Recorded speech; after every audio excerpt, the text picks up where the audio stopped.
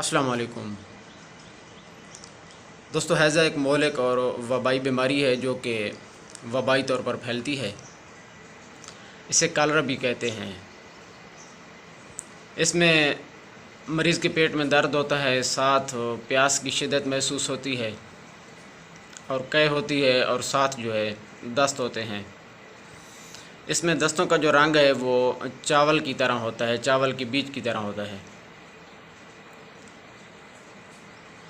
ये मौलिक भी साबित होती है अगर इसका टाइम पर तदारक ना किया जाए, यानी कि इसका इलाज टाइम पर ना किया जाए तो इसमें मरीज़ की जान भी जा सकती है। तो उसके लिए आज हम आपके साथ एक आसान सा नुस्खा जो है वो शेयर करेंगे।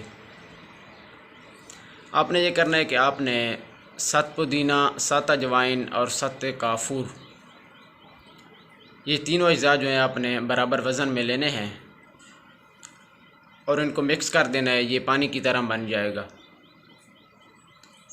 इसको इस्तेमाल आपने इस तरह करना है कि आपने 1 चम्मच पानी और 5 से 6 कतरे इसके जो है पानी में मिलाने हैं और वो आपने पी लेना है।